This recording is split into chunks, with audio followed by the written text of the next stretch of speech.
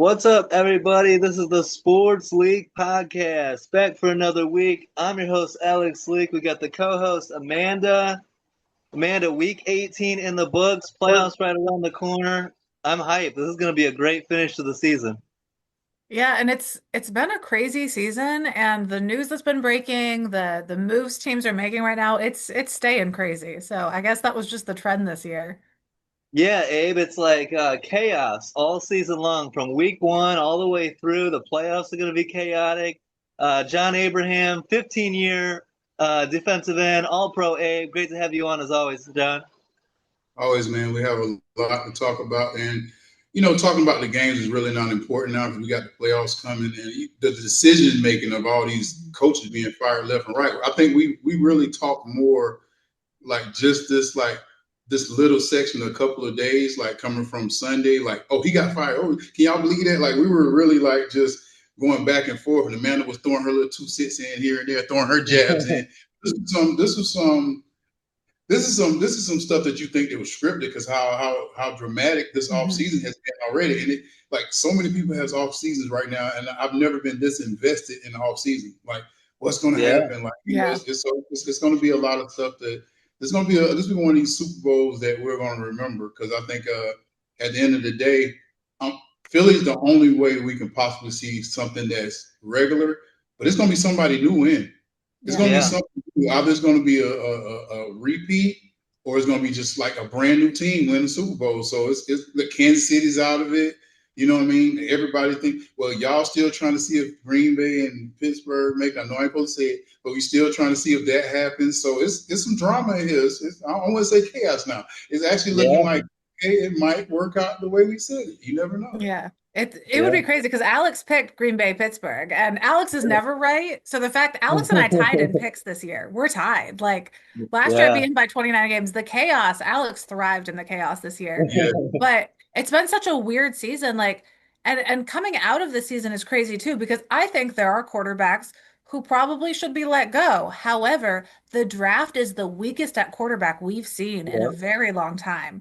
There are only a handful of players, even within the top 100, that are considering going into the draft, and there's no one to bring in.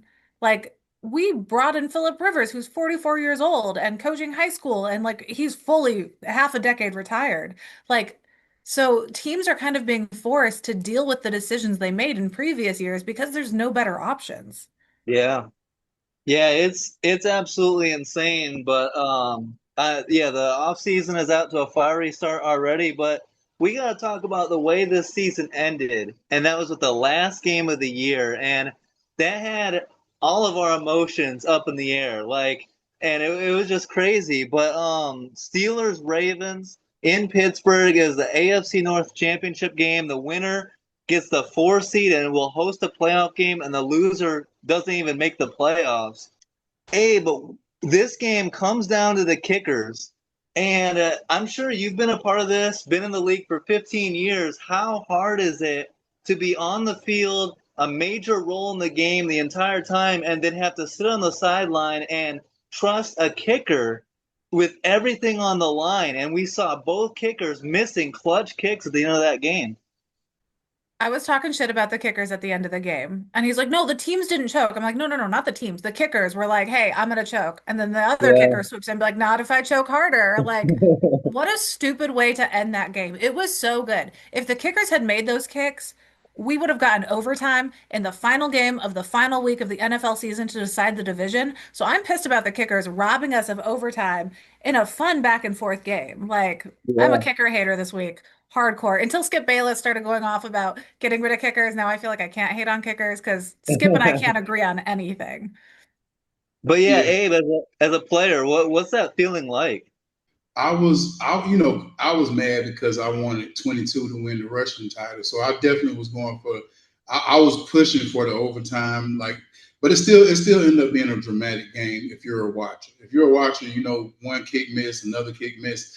And if we want to be specific about it, like, there are so many other plays in the game that you can watch. And that's one thing that Yeah. they do in the meeting room. We don't just put it on the kickers unless they miss dramatically a lot of kickers. They miss two vital kicks, and people don't understand like that's a tough play to make, man. Like I don't care how many you practice. The pressure that's on you. It seemed like it could be an easy chip. There's many times that I thought that I could have a sack. Somebody was off sides and then sack goes back.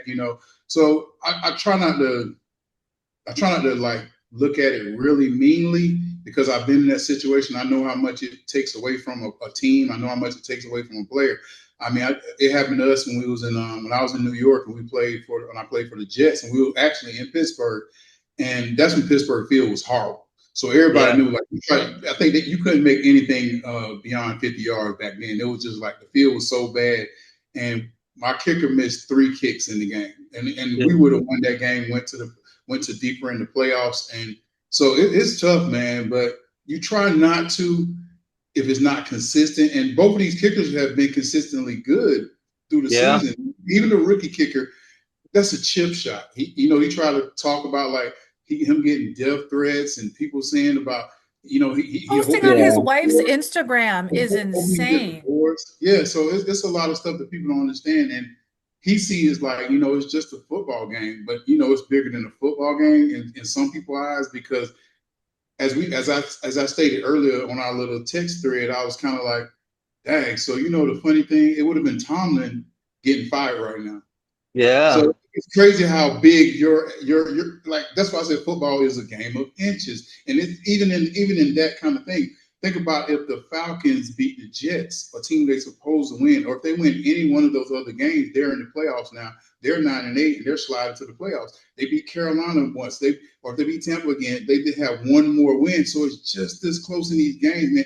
Even though to beat Indy when we was in there, so you try not to say it was a kicker, but this game does feel like it because it was 2 back-to-back kicks, Mick. Yeah. So it does feel super dramatic.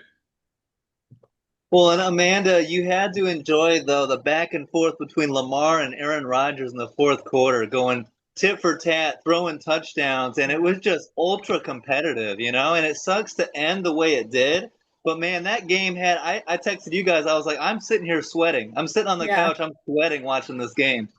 Well, and for me, like the Ravens had multiple opportunities to set an established lead in the first half of the game, and they didn't do that. So Lamar's ability to come back from a pretty shoddy first half, throw a 64-yard and a 50-yard touchdown in the fourth quarter. Yeah. Amazing. Those were amazing throws. He earned the win with those, except for his team. I mean, you got to be in the game. When it comes down to the deciding game of who goes to the postseason, you can't wait till the fourth quarter to put up points. I know it's worked out for Denver all season. Chicago's done it a few times, but it sucks for Lamar. And then now the situation coming out, like I am so shocked by this because my theory was if this had been a year where Lamar was fully healthy for the whole year and wasn't missing practice almost every single week for various injuries, and they missed the postseason, yeah, maybe Lamar's gone, maybe Harbaugh's gone. So this news about Harbaugh getting the boot is so shocking to me. Like, who do they think is going to do a better job? Like, who is available that they plan to bring in? Because I mean, clearly 7 teams have called him and only 6 teams have fired their coaches. Clearly, he's going to be of high interest. I am so intrigued to see what their plan is to replace him. That's my point, Abe, is if you're going to fire a coach, I realize that the stakes are high and whoever loses that game is likely getting fired. But this is a former Super Bowl winning coach. He's had a ton of success in this league. And the simple fact that knowing the second you fire this coach, 7 teams are going to be calling should tell you right there, don't fire the coach. It's a very good coach. And, maybe this is good for John Harbaugh, but for the Ravens, I fail to see how the grass is going to be greener. How do you replace a coach like that?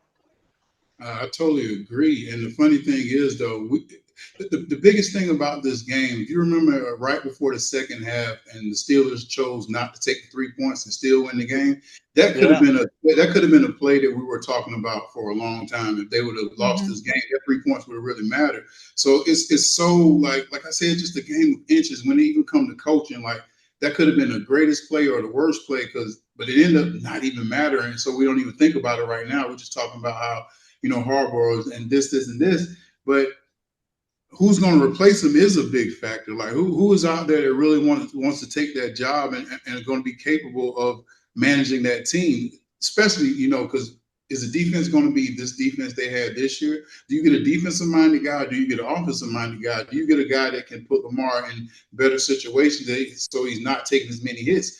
And this was like you said, Lamar didn't play he didn't play that much as well this year. So to blame it on a head coach when you didn't have your main guy, Yeah. like I said, people were talking so much trash about Lamar, and you saw how important he was, and they really came to play. Like the catch that the tight end made on that last play to get them in Yeah, field, likely. just that was a fourth down play. That was Yeah, it was a miraculous. great I was play. just like, wow, because the game could have been over there, but you can see the confidence of the quarterback that you have, and that's the Mhm. kind of guy Lamar has been all year. So whoever inherits this team, I hope they know they ain't got to work that hard as long as they get the right plays and get them Yeah, a Abe, receiver, get a receiver, get a receiver or something. I agree. Upgrade the receivers. You're relying on an old DeAndre Hopkins. Get some, bring in some guys that are in their prime. Um, Abe, did you see? So Benjamin Albright, he covers the Denver Broncos, but he's very well connected to the league. He's got a lot of inside sources and stuff. He said that this had been brewing for a while, and ultimately it came down to John Harbaugh or Lamar Jackson at the end of the year. That's kind of crazy, and it kind of says that maybe there's something going on behind the scenes that we don't know about. How do you read that? There's always something going on behind the scenes that we don't know about. That's just common sense. So let's not even talk about that. Like I hate when people say that. Like if you, Fair. I don't know what's going on in your kitchen. I don't know what Amanda doing at home. I know what she looks like when she get on the screen. It's the same thing. But like when you see like so much stuff happen, and whether we say it or not, the outside noise gets into your ear.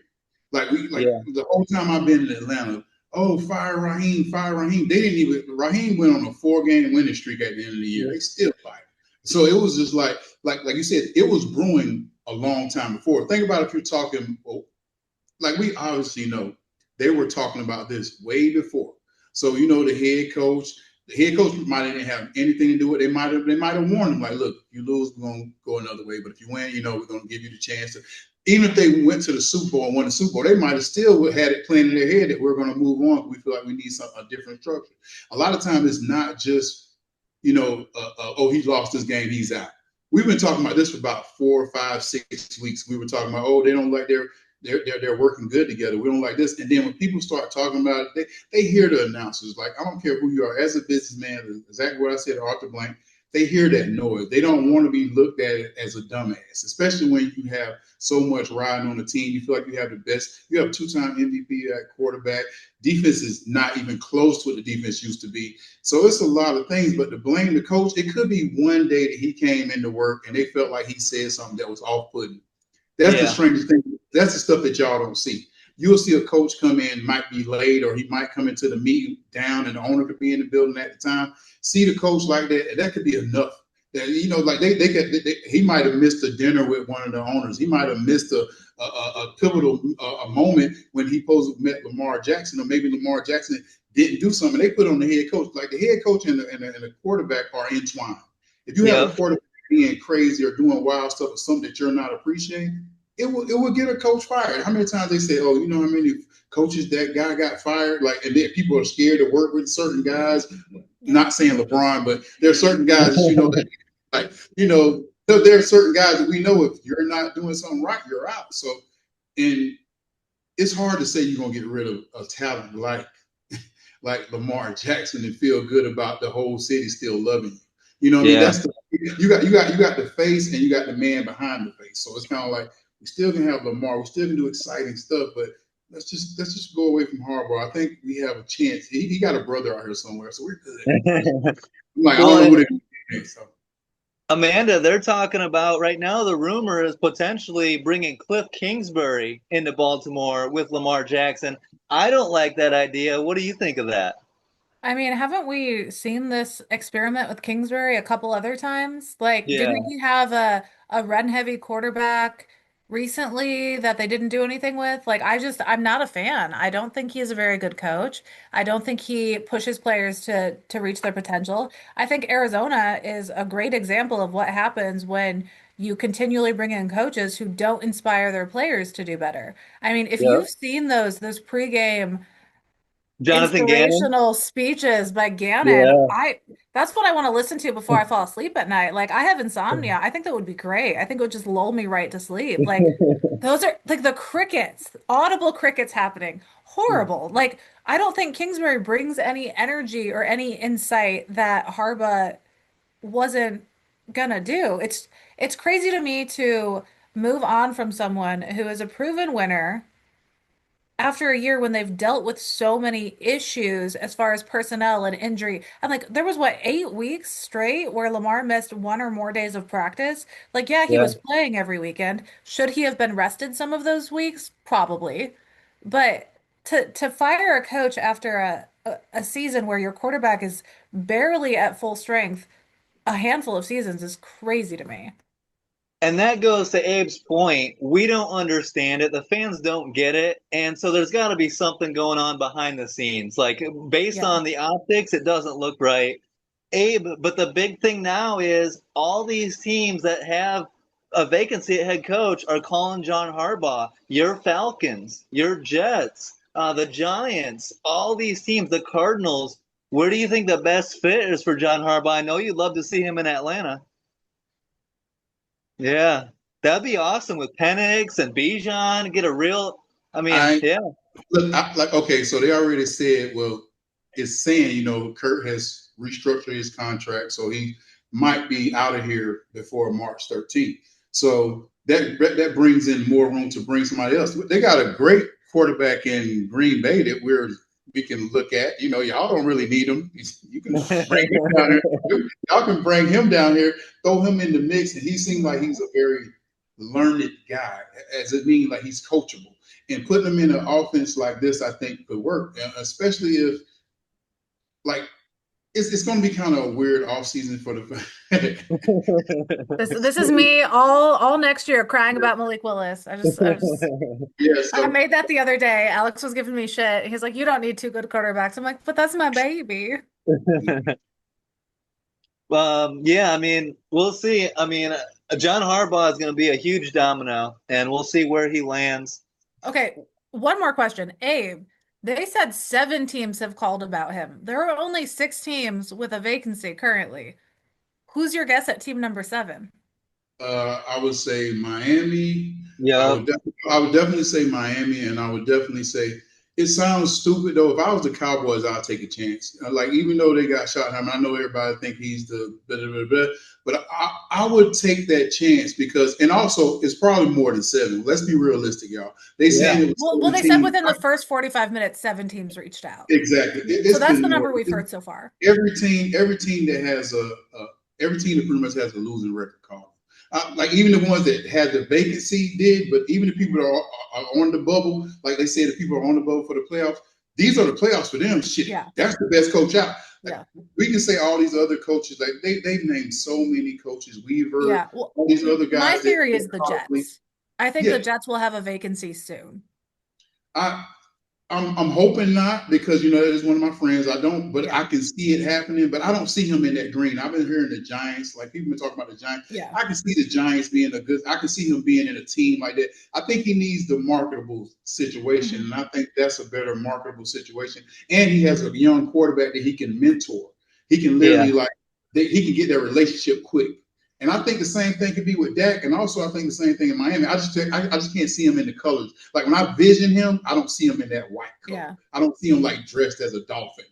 And it's so funny to me how many times we've seen coaches fired and that they go to a new team where they have better chemistry with the owner and the GM and the quarterback, and they're very successful. Yeah. So, I mean, being fired from a job in the NFL, like look at what Baker Mayfield has done. How many teams didn't want to like he wasn't right for their team. He wasn't a good fit. He wasn't being productive for them. So multiple teams let him go. But it's so interesting how just like a shift at coaching in a different position, they can be so much more successful with the better chemistry between them and the quarterback and the GM. So I'm really Yeah. intrigued to see how it plays out. Like sometimes I Yeah, think it'd be fun to even in the just stretch. if it was like a mandatory like musical chairs thing where like every year the coaches just like went to a different team, just like randomly reassigned. Like I want to see how that plays out. Like just swap The everyone one thing around. I think the one thing good about Harbaugh, he can choose the team he wants. Like Yeah. it's like I think he has more of a choice than any other coach does. Like sure they can go do this, but he can automatically say no, no, Yeah. no, no. But the thing about Cleveland, like nobody's really want to sign up for Cleveland, even though I think he'll be a great fit there because of the players they have. But I don't think that I can't see him in that coach. So I'm being like partial because of that. Cleveland would definitely be a good place, I think, especially for Shador. You know, coming from Lamar and against Shador and kind of changing regime, doing different things. A pretty good defense. You got 2 Pro Bowls in Ward and then Garrett. So I don't know, but you know, it's up there. Who I don't think it's going to be the highest bidder. I think it's going to be what's comfortable, so he can choose. Like he don't have to be like, oh, I got 2 people, I got 2 options. He can kind of be like, you know what, I'm comfortable here, you know, and I, you know, so that's the good thing about him. He's not searching for a job. I see a lot of these young coaches, like you jump, you go to Arizona, you jump, you go to Miami, you jump, you go, you know, you go to Someone's teams. going to have to settle for the Cleveland job because I don't think Cleveland is going to improve until like getting rid of the coach, but not the GM. Yeah. Is an interesting move to me because this is the GM who has spent a lot of money and brought in players with a bit of a reputation who are currently And they're still dealing with that. You know, they still got still a all that money. problem. Yeah. So it's interesting to me because I think the Cleveland job will be something that coaches are going to have to settle for, the ones who don't have all the options like Harbaugh. I think someone's going to be stuck dealing with it. And I just don't see a huge improvement coming to that franchise until the GM is replaced. Yeah, absolutely. And speaking of the Falcons, you talked a little bit about the Falcons firing GM Terry Fontenot and Raheem Morris. Were you surprised by that? And I mean, I'm sure you were surprised to see them both gone so quickly too. Dave. Okay, Raheem, no, it wasn't surprised. Like when I heard that, but it was already, like I said, it was already in the streets that they were firing both of them. And once they started talking about mad, you know, like we are the worst people when it comes to secrets. People have a little stuff, they just automatically tell us, so nothing's surprising. There's really nothing that surprises us unless somebody misses a field goal at the end of the game, like Pittsburgh. Besides that, we don't get surprised. Like we all with the Instagram and how just our little feed, we be going back and forth. We be telling so much news. By the time it comes out, we're like, Amanda already guessed that. Yeah, exactly. We dissect enough stuff. We get enough information that we can put 2 and 2 together. But Fontenot, I think, was not great, man. I think the only reason why they got rid of him is because of the coaches he chose and because of the quarterbacks he chose. Because think about it. His first year here, he got Kyle Pitts, he got Dahlman. Those guys played well. Pitts had a good year this year. Second year, you got Drake London. That's a great pick. You got Drake London. Then you get Bijan and you get Bergeron, 2 starters that are starting now. Then you go, okay, then this year, you get 3 starters on defense. You draft 3 starters. And he didn't trade. I'm sorry. Yeah, he went and got Jesse Bates. Like, look at except for Kirk Cousins. You take Kirk Cousins and you take Penix. And Penix was only reason why Penix was bad because Bo Nix and J.J. McCarthy was right after him. So it ended up, and you're looking at Bo Nix that's playing exceptionally well, and like exceptionally well. And the 3 guys that Bo Nix came into the league with like 19 years of experience. Bo Nix was in college for like a decade. So like he was a rookie, but he was a rookie. Like I don't. But that's the reason. That's the only reason I can see Fontenot being gone is because if you're sitting in front of an owner and you're saying that we want to take this risk on Penix, and he's kind of like, you know, we got 2 other guys like right there, but Penix is our guy, and you have to, and sometimes you make a decision as a GM, it's like you have to go against the owner and be like, look, I want this guy. This is the guy that we want. This is the guy. I know that he's J.J. McCarthy's good, and I know the other guy's good, but we want this guy, and then the guy gets hurt. And then you spend all this money on a quarterback that you're ready to, you're not going to have him 2 years starting and like replace somebody. You just throw Penix in there. And this is as an owner, or even he is the GM, so that don't count. So as a president or anybody else on the team, that's just bad business. But his resume was so nice. If you look at his picks, if you just look at the picks he took, man, the picks were like some stellar picks. Like you got Pro Bowlers in there. You got James Pierce Jr. that had 10.5 sacks this year. You got Walker, probably the rookie of the year. I mean, so it's hard to say. You got all pro guys that he had in there. I mean, so it's hard to say that it was just, and maybe Grady Jarrett has something to do with it. They got rid of Grady Jarrett. Like all this stuff is certain things that you see that can be sensitive for somebody like Arthur Blank. But yeah, I didn't think Fontenot deserved it. But when you throw about that the business side of looking at Kirk Cousins and looking at Penix and we spent so much money on this guy and he couldn't save our team, and I think we would have got Bo Nix. Bo Nix was a healthy guy. All this, even though he played so long in college, he's playing exceptionally well. It's hard to look in that mirror and be like, we're going to be okay. And 8-9 team. This is the team that should have made the playoffs, bar none. This is the team. When you look at the talent, you got 7 starters that are first round picks on your offense. It should not even, and 3 on defense. So your team is pretty much made of starters, man. We went and got a defensive coordinator that giving up sacks like I don't know what, and we can't. Pitts was playing well, and we just can't win. Like that was tough. It was tough. And Amanda, I know that you don't like, when the NFC South has 0 teams with a record above 500, and you got the NFC North with no teams below 500. But there was that year when Arizona missed the playoffs with a 12-4 record. Like, we've seen this show before. None of these teams deserve to be there. Like the 8 and 9 that are going to the playoff, they do not deserve to be in the playoff. And I'm not saying that because I hate the Saints or I hate the Panthers. It's just they played bad all year. Yeah. Tampa, nobody wants to see Tampa nobody wants to see this in the playoff. Now, if they miraculously win 2 games and end up in the Super Bowl, and we're just like, what the F? Yeah, as soon as one of these losing record teams wins a Super Bowl, we'll shut up. But that has yet to happen. Like, Green Bay has snuck in on a wild card and won a Super Bowl before, but they still had a winning record. Like, I just don't think anyone who can't break 500 should be in the postseason. I think it should go to the next, there should just be a caveat in the NFL standings with the divisions. Like, if no one in your division can beat the other teams in your division enough to break a 500 record, fuck out of here. Yeah, but we did get an all-time memory when the Seahawks got in and we had the Beastquake against the Saints when Marshawn Lynch had that run. So, it's tough to say, but I don't expect the Panthers to do anything this year, They should just combine all the players on that team and just make one team. Like, just blend the whole division together. They all had the same record. Like, pick a quarterback, one of the teams, just make one roster out of all 4 teams and then let them compete. Even then, they're probably not that good. So I mean, Baker at quarter, I think they'd be good. You get to pick one team's defense, one team's quarterback, somebody else's receiving core. That might be fun. At least it would be interesting. Otherwise, I think whoever gets in out of that division is just going to be one and done, regardless of who had made it in this year.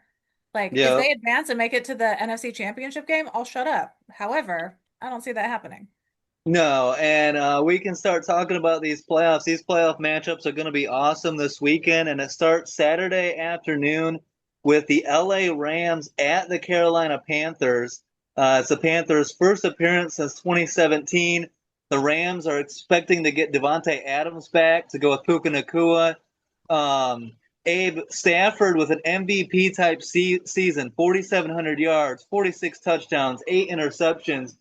I don't see the Panthers being competitive against this Rams team with Devontae back. I think the Rams are going to win this one pretty easily. Do you? The Rams should win it. Now, if they come out and play like they played in Atlanta, I don't know. Mm-hmm. That's the strange thing about it, because Carolina beat it. Like you said, the season doesn't make sense. Carolina beat Atlanta twice. Atlanta comes and beat, because old boy came and just played the worst game of probably the whole year. Does he deserve MVP? Yes, but don't give it to him just because he's old. Don't give it to him because he might not have another opportunity. You're saying, because I think the guy in New England, I think there might be the better team, and I think he might have played better because at a younger age, he just looked more consistent the whole year. But if you want to give it to him, like everybody's saying, well, he might not have another chance. I'm like, that's true. But yeah, but that's not a reason to give it. But that's the stupid reason they'll do. Yeah, but numerically, Drake May has had a better season. However, they had the easiest schedule in the league when it comes down to it. So I don't love anyone for MVP this year. Like I'll say I I, wanted Caleb Williams to hit 4,000 yards. We didn't get that. Not that I'm saying he should have been MVP, but all the markers I was looking for each person who would be in the running for me, like the Matthew Stafford game where you that you mentioned, Abe, like that week, everyone who I had as my front runners for MVP did their damnedest to get themselves yeah. out of the running. Josh Allen played like ass. I'm like, he doesn't want it. Matt Stafford was like, no, I don't want it more. Like, so no one to me stands out. Like Drake May, yeah, but also the easiest schedule in the league. It's really hard to give the award to the cakewalk team. Like their record's great, their numbers are great, but really I'm stood one of out. those guys that says give it to the old guy. And, Stafford, I feel like Stafford's been disrespected his whole career. He's never Yeah. had an all pro. Well, and it's He's crazy because the highest performing wide receivers in the league, like the all-time greats, have all been thrown to by Stafford. Yeah. So hey, it's a career achievement award. Give it to Stafford. No one else deserves it. Drake May's young. Drake May's going to get plenty of opportunities. Give it to the old man. Um, We don't do co MVPs like we did with Steve McNair and Peyton Manning hey, back in the day. maybe. We can do a co. I mean, I don't mind a co MVP. Yeah. I think we're going to play well enough, and we're not going to really see. I don't think we're going to see these teams, both these teams, in the Super Bowl. I think the Patriots have the better.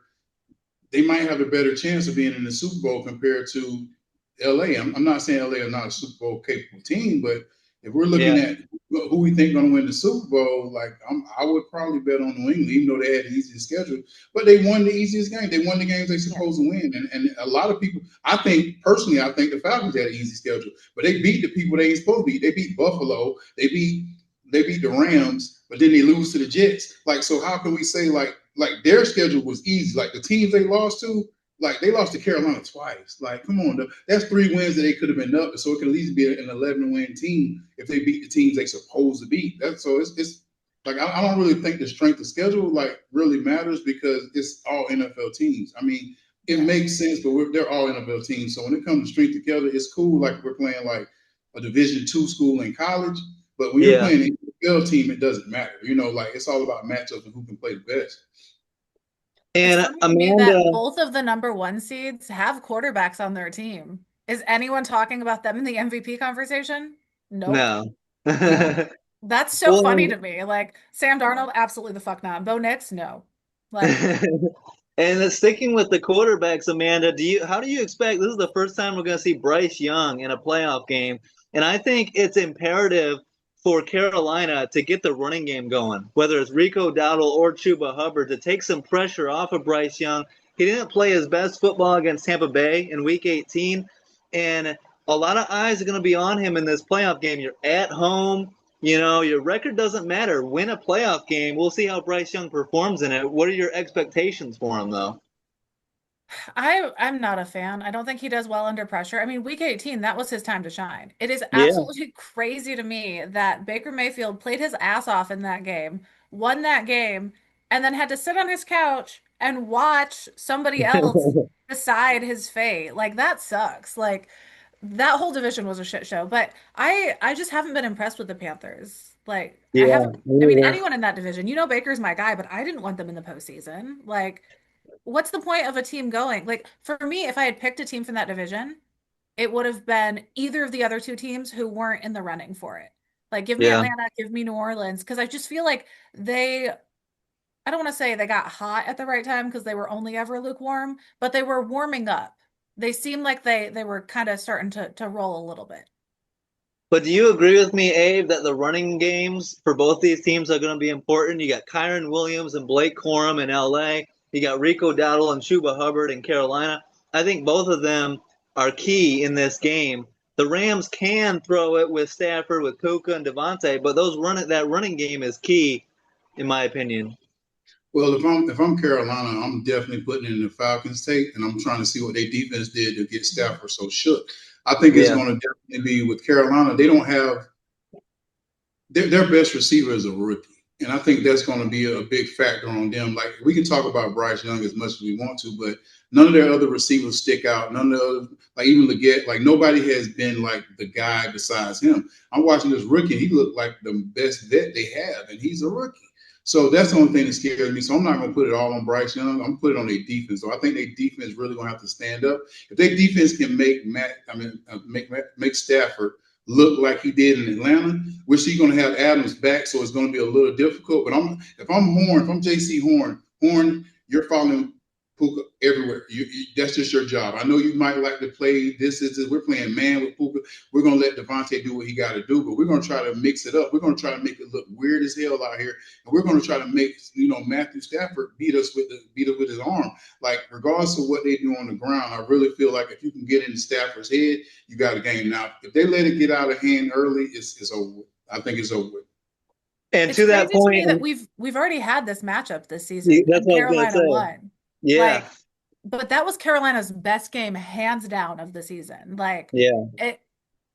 If they continued to play like they did in that game for the rest of the season, I think they would have won out. But they didn't. They only beat teams they should have lost to, and then they lost the games I thought they should have won. But that matchup, like, they know how to beat the Rams. They've already done it. But I just don't expect them to remember how to do things. Like, Rico Dowdle will put up ridiculous numbers one week, and then they move away from him the next week in the game plan, Yeah. and then they lose. Like, I've seen so many teams do that this late in the season, and I'm just kind of annoyed by it. Like, I'm sorry, what were Derrick Henry's numbers this weekend? Yeah, and Sean McVay is going to use that loss to the Panthers as motivation for Oh, this that's game. been up on their board. Yeah. So I have a hard time feeling like the Panthers are going to win that one. That's going to be a tough game. But Saturday night, Amanda, we get a third matchup of this rivalry. We love it. Bears Packers in Chicago. Only the third time ever that these two teams have met in the playoffs. Each team has won once. So this is the rubber match. Also the rubber match on the season. Both teams won once this season. Your quarterback, Jordan Love, is healthy. Malik Willis is good to go as the backup. You're getting right tackle Zach Tom back. Honestly, I'm a little bit worried about this matchup. I know it's in Chicago, but we're coming in on a 2-game losing streak. I think there's a chance Green Bay steals this one. What are your thoughts? It's funny to me that both of their last wins were against each other. Like, I love that. That's so funny. So everyone talks about Green Bay coming in with a 4-game losing streak as if our starting quarterback, like, as if the last couple games weren't just all our starters not playing, because we already knew what our seeding was going to be. Yeah. It'll be interesting. I wanted healthy Green Bay. I think healthy Green Bay this year would have won the Super Bowl. The way they were playing, Tucker Kraft going off, like, they could have been so good. Yeah, there's still a shot, but this isn't the team I wanted going into this weekend. I didn't want to be a 7th seed again. If the NFL hadn't invented the 7th seed, Green Bay would be on a 4-year drought of playoffs. So, like, appreciative of that, obviously, but I think they can handle it. My issue is they're so rusty. The starters haven't played together in a month. Like, it's been bad. Like, Malik Willis is great. I'm glad he's able to play. We need a tight end in there. We should be making moves this week, and I haven't seen enough action out of them. Mercedes Lewis is available. He's a great blocking tight end. So I expect them to do a little bit more this week, but I think it'll be close. Chicago's really good, but Green Bay does know how to beat them at full strength. So I would say Chicago's good. Their defense has not looked good the last 2 weeks. Hey, but this is Caleb Williams' playoff debut. A lot of eyes are going to be on him here. He's a very, either people love him or they hate him, right? controversial. He's a very Yeah, controversial. yeah. How do you see Caleb performing in his first playoff game against a hated rival? It's going to be a lot of eyes on him here.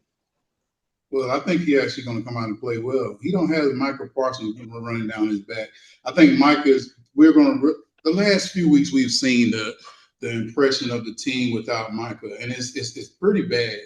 And, Yeah. and if I'm Caleb, knowing that I might get a little pressure, I can dodge these guys, and I don't got to worry about that guy. Your whole game plan as an offense changes. So and it's like, what's the dude named 52? He hasn't. Rashawn Gary. Gary has not stood up and took the challenge, and it's like y'all don't have the pass rush y'all had before. Is the defensive coordinator going to be able to be able to scheme this right to make it look good? I mean, the game come down to like one play a couple of times. They could have easily been to have 2 more wins with a couple good play calling in the red zone. It was just bad play calling in the red zone. Now, have y'all acquired the right plays for the red zone now? Because this game, I think, is going to be close, but I have more faith in him now. And I don't know if Love, he's been out, he's going to come back. Is he going to be ready for the intensity of the playoffs? If he going to be ready, is his receivers going to be catching? Like there's a lot of stuff that, and she's saying with the injuries and the tight ends, that's a lot of stuff as a quarterback. You're thinking about this, and this, and you haven't been playing. You can't come off cold because even if Chicago defense is not the greatest defense, they have some pass rush. They have a couple guys that can get in the backfield, and you don't have to do a lot to get in Love's hand. He has been able to squeeze the ball in lately, and I do like that part of his. They're letting him play now, but has this time off hindered or hurt him? We'll see. Yeah. Amanda, I think it's going to be a shootout. Both defenses have been struggling. Green Bay hasn't been healthy. Their secondary has been kind of weak. We'll see if Trayvon Diggs I would just can like to bring say something something. positive. Rashawn Gary definitely was playing better when Micah Parsons was in. He was getting great career numbers for him. We had a player play their first game this week, and he put Rashawn Gary's numbers to shame. Baron Sorrell came in his first career start, 8 tackles, 1 sack, 1 TFL, 1 fumble recovery. Rashawn Gary since week 8, 21 tackles, 0 sacks, 0 TFLs, 1 fumble recovery. He did in one game what Rashawn Gary has done in the past 10 weeks. Yeah. There is hope. There's some promise there. Green Bay had another player get injured and go on IR this week. So that's great. That puts our number at 17 for the season or something. It's disgusting. I I do agree. I think it'll be an offensive game. I'm not impressed with either of our defenses lately. Um, but you guys are really good at forcing turnovers. I did think you were going to do that a bit more in our last matchup. So that, I mean, absolutely crucial that they get after it there. Yeah. Nahshon Wright can fuck off, twist an ankle or something, come down with the flu, you know. Um, but I think it's so funny, all the videos of fans being like, which team would you rather play? And Chicago's like, none of them. Like, can we just Yeah. Can I we don't want just to watch skip? Wild Card Weekend. Like, Yeah. just skip and It's tell us gonna what be so happened. it's gonna be so stressful. And as great of a season as it's been, if it ends with a home loss to Green Bay, we're gonna be despondent on Monday. It's so So funny because you're like the hated rival. I was like, no, you guys are just like our short bus younger siblings. Like, we love you. They're special. Be nice. You guys hate well, us, but we're like, oh, look at the cutie. They're playing well for once. let's get this win and bring the hate back. We're tired of Green Bay thinking that they own us. Aaron Rodgers owned us. Jordan Love doesn't own us. So let's bring that back. I think the Caleb best story would be Steelers, Chicago Super Bowl, and then Aaron Rodgers dropping the discount double check. I still own you after winning. That would be That'd beautiful. be insane. But yeah, we need to force turnovers. Kevin Byard led the league in interceptions. Nahshon Wright's had a great year. Um, Colston Loveland, our rookie tight end, is the first rookie tight end to lead a team in receiving yards since like 1982. And And then your quarterback has the most yards ever by a Chicago quarterback. yeah, he didn't get to 4,000, but he Ugh, broke the what record. he finished with such an ugly number. I was like, he couldn't get like 40, it was a 47 yards or something more that he needed. I was like, really, guys? Yeah, Stop he calling broke run plays. Eric Kramer's record. We're gonna have Eric Kramer on Thursday night, so that'll be cool to talk to him. Yeah, this game's gonna be fun, and if the Bears can just get past Green Bay, they might be getting our nickel corner Kyler Gordon back, and that'll be huge for us going forward. So just Alex, get past Green I have Bay. one little flashback for you. Do you remember who got a pick six the last time the Bears and Packers played in the Yes, postseason? I do. The What, freezer. dude, that was a big man pick six. That shit was beautiful. Yeah, but I could take a pick six back off of Caleb Haney. Come on now. We love Caleb Haney. Caleb Haney, Jay Cutler, those are my guys. Don't hate on Hey, Chicago quarterbacks who like to throw to Green Bay players. That's my favorite. as long as Caleb Williams doesn't end up on a stationary bike, I'll be happy. So, Fair. let, let's get to Sunday. Amanda, your AFC team, the Bills, uh, a great opportunity. The AFC is wide open. They don't have to worry about the Chiefs, the Ravens, the Bengals. Josh Allen has a path to take Buffalo to a Super Bowl, but they're going to have to do it on the road and the Bills have not won a road playoff game since 1992. They're going at a red-hot Jacksonville Jaguars team. We'll see if this Jags team is for real, and it's going to be a great quarterback matchup. A red-hot Trevor Lawrence and Josh Allen. This is going to be must-watch football here. I'm looking forward to this one. Yeah, I think this is the matchup I'm most excited for. Like 49ers Eagles, I'm not super like I don't really I'm not spicy about that one, but I think the Bills and the Jags are both like this is their chance. This is their chance without the big bads in the AFC to deal with. Like it's just each other. Like that's kind of their Super Bowl. If you beat each other here, I think you have a clear shot to the Super Bowl. And it has to be crazy being one of those quarterbacks and just like, oh, every year we got Patrick Mahomes again, like to have to deal with him, or like before that, like Tom Brady, to be these AFC teams and not have to deal with the Yeah. Chiefs or the Ravens, like this is your shot. Like Yeah. don't Josh Allen especially, like you've been doing this for a while. There's no excuse not to win this year. But that's the thing, Abe, is Trevor Lawrence seems to be reaching his potential. He's playing some great football. I'm loving this quarterback matchup in this game. Yeah, I think Jacksonville might just walk away with this one. I'm just being realistic because Josh Allen has taken a lot of hits this year, and our Jacksonville defense has been playing really well. Like their D line, their outside guys have been getting to the quarterback, and Josh has been making some not Josh Allen plays at the end of the year. Even like the beginning of the year, it was kind of like he's not consistent like he was. And I think they're going to do a good job. He got a new baby on the way and all that. He got a lot of stuff going on. And, so this is the Trevor Lawrence that is looking so confident. And when I say he looked confident, the team is looking confident. ETN just looked like I don't know who he was the last 2 or 3 years because he's looking just great out there. And their offense looks like consistent. Even Brian Thomas Jr. is not dropping everything anymore. He has like just elevated his game. And this is what we were looking for the last 3 years. We were looking for him to be this guy. After his rookie year, getting hurt, do all that other stuff. This is what we're looking for. This is the first time I can say he looks confident. He looks like Josh Allen last year. He looks like if I got to run the ball in for a touchdown from 50 yards, I'm going to do it. He looks like if it's the red zone and it's 4th and 1, I want to keep the ball in my hand. He looks confident now. Like even the plays he made in Kansas City, like he got sacked, turn around, running it. It's like things like that is what you were looking for, Trevor. And he looks confident. They just look like they're ready to say, so they look like the better team. Buffalo looks erratic to me. Buffalo, they don't look like the team that should be in the playoffs. So we'll see. But Jacksonville definitely, they have that confidence. They have that swag right now.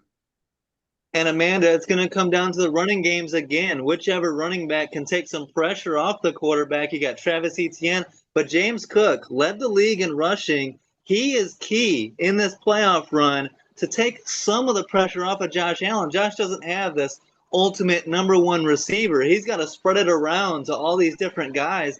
It's good. It's important to have a guy like James Cook to take some pressure off of him, right?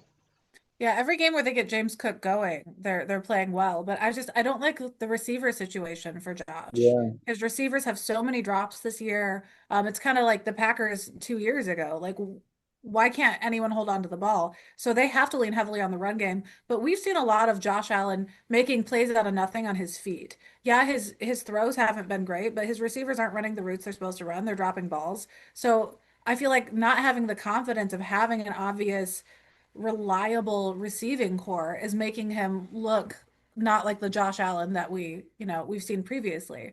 So I think it could go either way. Trevor Lawrence is playing freaking lights out lately. I just have a real hard time picking them over Josh. So I think it'll be a good game. I'm not like shutting the Jags down or anything, but Josh is my boy, so.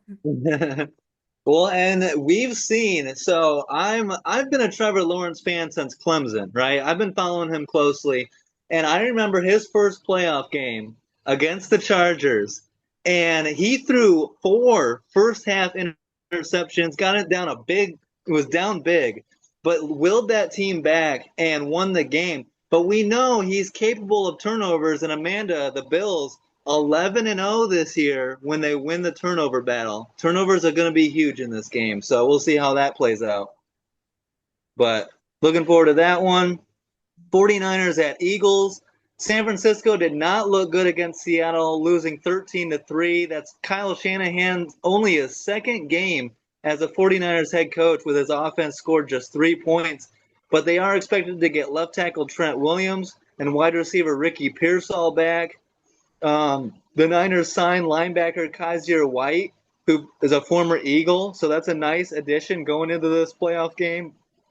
Abe, do you give the 49ers much of a shot at all to go into Philly and steal this one, or do you think the Eagles are going to play to their potential and try to get back to a Super Bowl? This is probably the hardest game for me, like honestly, because Philly should be a team that we respect more, but I don't. And I want to because, I am a Jalen Hurts dude. I am like a fanboy to him. I like how he carries himself. I like how he handles himself. And I think he doesn't get as much credit for being a Super Bowl MVP and a quarterback that took a team to a Super Bowl, regardless of what's going on. Brad Johnson did it, hell, but Jalen Hurts did it too. So let's not get all crazy about it. But and then being a young guy doing it, but I just don't feel like Philly has that fire right now. I think the 49ers are going to play very well. I just think they're the better team right now. Like just watching them, even though, like you said, the last game wasn't perfect, it didn't play well, whatever. I just feel like they're the better team. I feel like they'll have more excitement. Hopefully, if the Philly fans come to play, maybe it might be different, if the fans come to play. But once it gets kind of shaky, and who knows if Saquon is going to be Saquon. Like it's the playoffs now. The season was very not mediocre. It was a great season for a regular back, but he's not a regular back.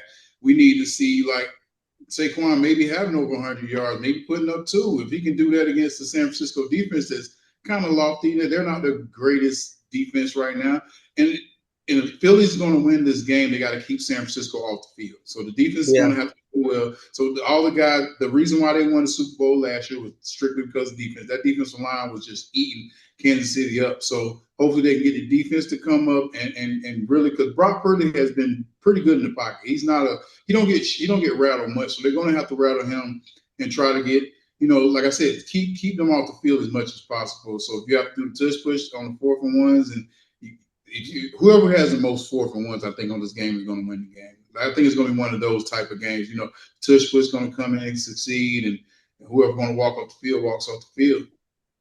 Well, and Amanda, I'm a big believer in defense wins championships, and we've seen this Eagles defense rise up come playoff time. You got Jalen Carter, Jordan Davis, Jalen Hunt, and then those corners, Quinyon Mitchell and Cooper DeJean, they can really make an impact in this one. And I feel like this is the hardest to pick too, because the Eagles haven't been in a competition for their division for that's been their division half the season. Like they won the division by 4 games. So they had the biggest lead in their division of any of the other divisions. They haven't had to compete to win. So they just needed to just get by, and they had the division anyway. Like they had locked down that spot regardless. So I feel like they've been holding back. I feel like they've been saving some stuff for the postseason because they knew they were a postseason lock. Yeah, seeding kind of mattered a little bit, but I feel like they've been keeping some of their big run plays and some of their spice back because they knew they were going to the postseason ages ago. They didn't need to fight for a chance to get there. So I feel like it's hard to pick because if that's right, because they were so comfortable knowing they were going to the postseason, maybe they're waiting to do it all now. And this 49ers team has overcome so much. They've been really, really good sometimes. And then, I mean, you look at that Seattle game, that was awful. That was horrible to watch. Like very, very rough showing for them. But I I would say of all the games, this is the closest to a coin flip for me because the 49ers can be fantastic. They can overcome things. They can put up some big numbers. But also, the Eagles have been super comfortable with the fact that they were going to the postseason. I'm not sure if what we've seen is who they actually are or if they were just kind of biding their time before they started getting things going, especially on the ground, because that run game is not what we're used to. Yeah, and I think Abe's got a great point about if the Eagles can keep the 49ers offense off the field, just play ball control, time of possession, do the tush pushes, feed Saquon Barkley, and take time off the clock. Because the 49ers, I don't think the defense is good enough to stop Philly consistently. And the Eagles defense on the other side is good enough to potentially stop the 49ers enough and maybe force a couple turnovers I think I got to ride with Philly here. San Francisco really lost me the way they played against Seattle, but I know getting Trent Williams and Ricky Pearsall back will help. So I agree with you. This is a very tough matchup, and that's going to be a great game Sunday afternoon. And then Sunday night, Chargers Patriots. The Chargers have done a great job of making the playoffs after losing both their starting tackles, Joe Alt, Rashawn Slater. Justin Herbert has taken the most hits in the NFL this season. He's playing through injury with a broken bone in his hand. Um, and I think this is just going to be a tough game for the Chargers, Abe, to be competitive against New England. I trust Mike Vrabel. Drake May's playing great.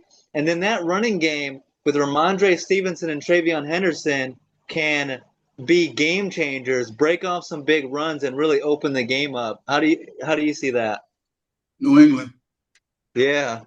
That's it. That's all I gotta say. Yeah, y'all can talk the analytics. I'm New England is still MVP.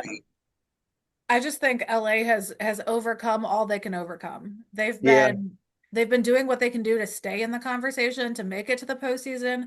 I mean, how are you going to keep playing with a broken hand against tougher opponents? Like I feel like they have had a very impressive season with what they've dealt with. I feel like we've seen the end of it. Yeah, it's going to be tough, and you just trust that Mike Vrabel is going to have that team ready to go. Playoff time, So yeah, I agree with you guys. Patriots should win that. And then Monday night, this is the game I'm most looking forward to. I think this game is going to be awesome, and it's not just because, and it's weird as hell that I'm like becoming an Aaron Rodgers fan late in his career, but I'm enjoying. You just needed him to leave the division. Exactly, and I'm enjoying the 42-year-old quarterback still get it done, still be clutch, and he's having fun. You see him doing those celebrations, on Sunday night against the Ravens. I'm happy for Mike Tomlin, all the grief that the Steelers have gotten all season long from the national media. But this is an ultimate test, Abe, against the best defense in football in Houston. Can the Steelers overcome that dominant defense? This is going to be a great matchup, I think. Well, oh man, Danielle Hunter is like, I want to be him so bad. Like I just love that guy, and I think they're going to really tee off on him. Like hopefully they don't do the dumb thing they did in Pittsburgh and like, oh, we're going to do the same thing we did in Myles Garrett and try to stop their pass rush, and they're not going to win again. Hopefully they don't think that was the smartest thing to do. But so if they don't do that, they're going to have a guy that is just as good, like two guys that can match like Myles Garrett. So you got two guys coming that both guys got like 12 sacks apiece or a little more. So it's going to be a little tougher. So you can't just like, oh, we're just going to stop this guy. We're going to stop. No, you got two guys that can rush the passer. Aaron is old. We see that. Yeah.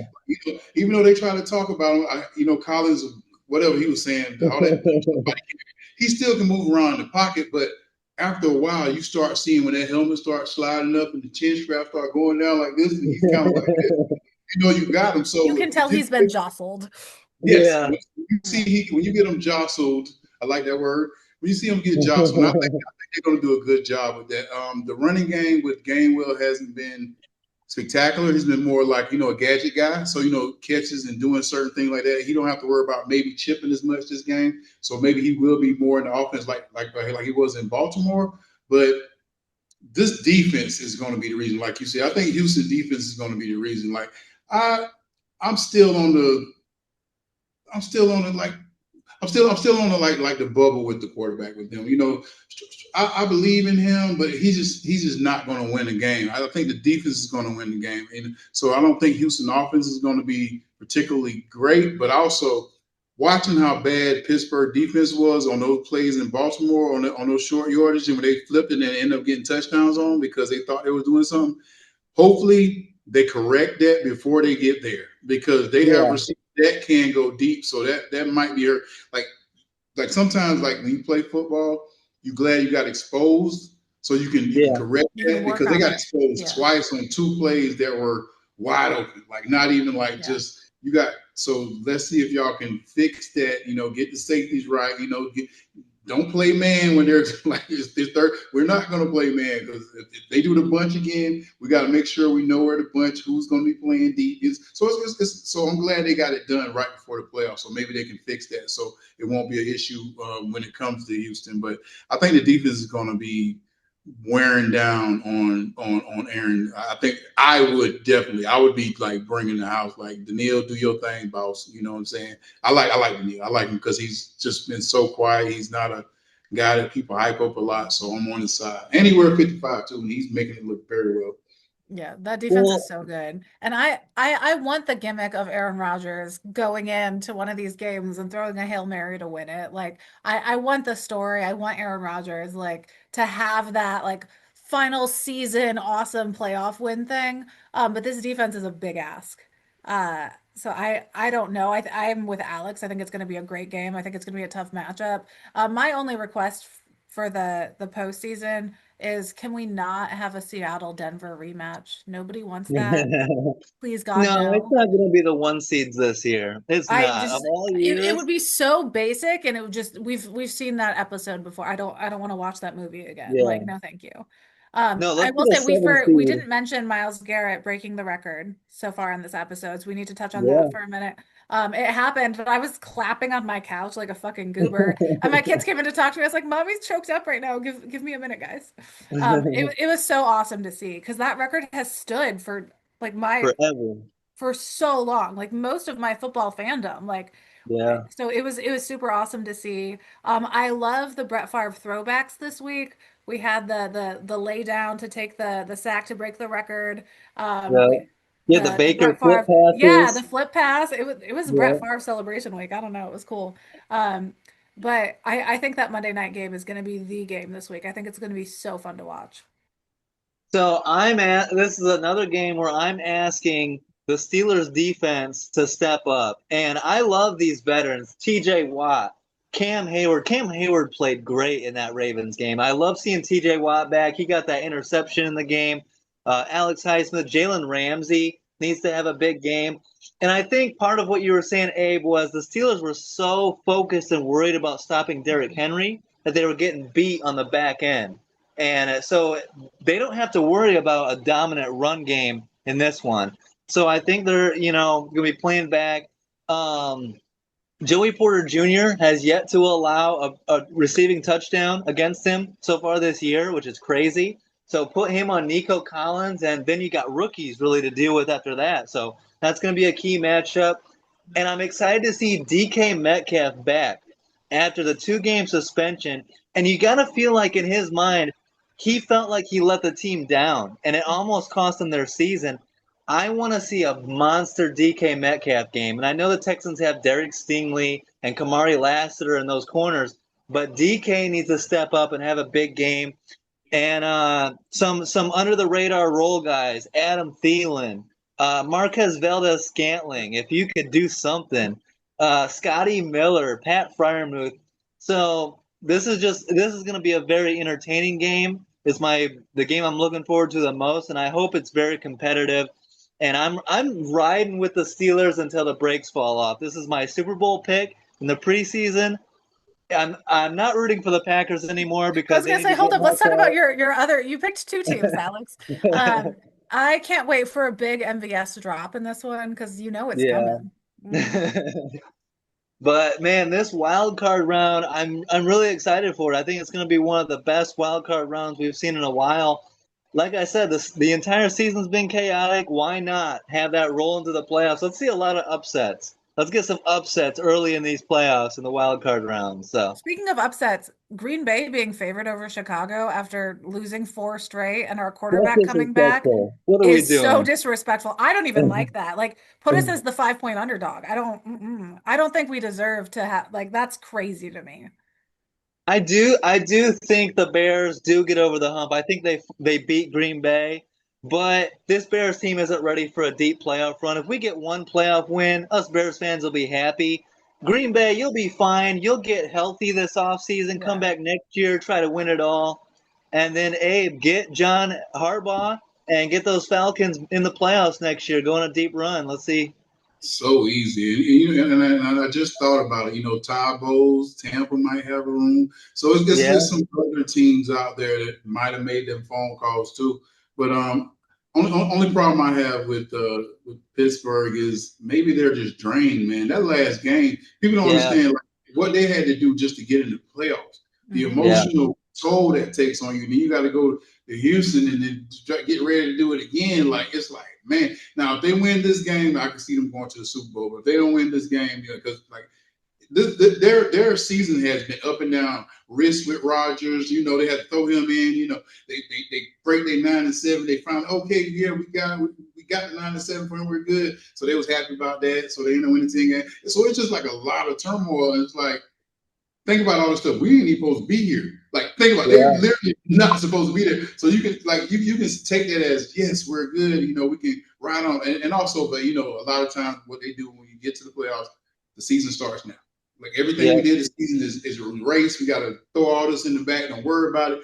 If you're halfway healthy, you're healthy now. If you're this, you're this now. If you were on the bubble, you're playing. Like so all the stuff is just thrown out the window, and they just got to play football now. But hopefully the emotional turmoil. Because even after the game, you thought they won the Super Bowl. They was just like, "Man, I'm so yeah. glad you came. I love you. Thank you for having me here. Thank you for doing this." This is Pittsburgh just making the playoffs. This wasn't even like y'all know y'all got like 4 games. like this is nothing right now. Y'all did it. Yeah, y'all won. Y'all made it to the playoffs, but it's like most teams were like cheering for making the playoffs, and I'm looking like y'all don't understand football. Like it's like y'all like okay, you made it. Like Carolina was like, oh my god, Atlanta won. I'm like y'all scraping to get in. Like dude, like Yeah.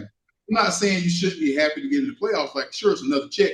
One of my Carolina guys hit me up and he was like, oh, thank y'all for getting us in the playoffs. I was like, yeah, man, go and collect that next check, man. I'm happy for you, but I don't think I'm gonna go too far. But good job, get another check, bro. It is what it is, man. This Steelers Texans game, I'm gonna be rooting for whoever wins this game, honestly, the rest of the way too, because I love this Texans defense. Best in the league and very capable of going on a deep playoff run and potentially even going to the Super Bowl. So I'm with you on the Texans defense, Abe. But happy playoffs, guys. We made it. It's been a great season and can't wait to get these playoffs underway and see some more chaos. So great shit as always, Triple A. Don't forget to like, subscribe, leave a comment. Have a great week, guys, and peace out.